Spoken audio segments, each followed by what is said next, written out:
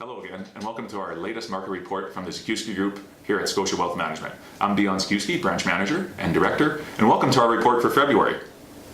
This month we're going to look at two very important themes, and it has to do with that time of year when Canadians look at getting their RRSP contributions in before that March 1st deadline, as well as contributing to tax-free savings accounts.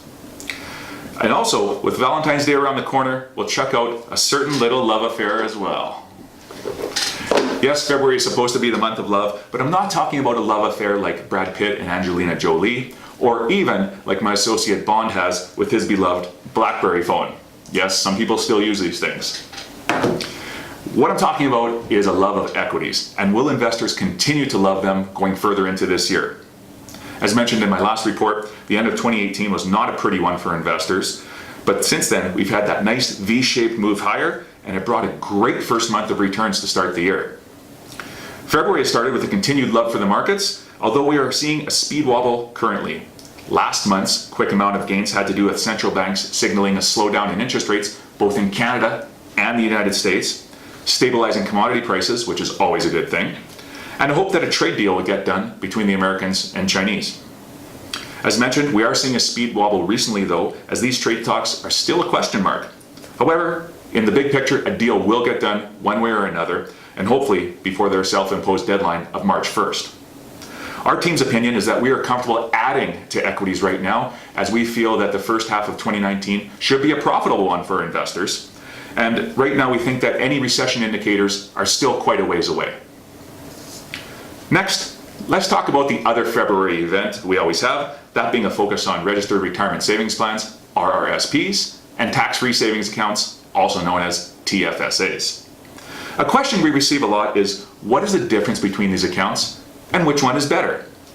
Well, to answer, let's have a look at the following chart and break it down to some of the basics.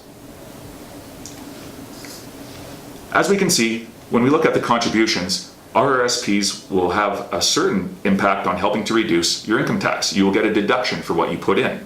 Whereas tax-free accounts, there is no tax deduction. Both accounts have the money sitting tax sheltered while it's invested. You get that powerful compounding effect. However, in RRSPs, keep in mind that the money you take out will have some tax implications. Whereas a tax-free account, obviously as the name implies, you take the entire amount out 100% tax-free. Contributions are also important to think about. For RRSPs, it depends on what your income was the previous year. For 2018, the max you can put in is just over $26,000, and there is a deadline of March 1st if you want to use it for last year's taxes. The difference for tax-free accounts is you can put in up to $6,000 for 2019, plus any unused contribution amount. These accounts have been around since 2009, and a Canadian can currently have a contribution limit of up to $63,500. There is no deadline for tax-free savings accounts. So which is better? Well, that depends on a few different factors. First and foremost, what is your savings goal? If it is mainly for retirement and you're in a tax bracket that you can certainly use some deductions, then the RSP is the way to go. However, if you have a shorter term savings goal such as a vacation, a car, a house, or a reno, then a tax-free account is usually a better choice. It just has an increased amount of flexibility. Of course, if cash flow allows, then saving in both types of account is a great idea. A common strategy we use is to contribute to the RRSP and then take your tax refund and place that in your tax-free savings account. Lastly, your eligibility regarding age. For RRSPs, your days of being able to contribute are over once you get past age 71. For tax-free savings accounts, all Canadians need to be age 18 or older. As always, if you have financial planning or investing questions, get in touch with us anytime. We hope that you're loving our latest Market Watch report, and thanks for watching.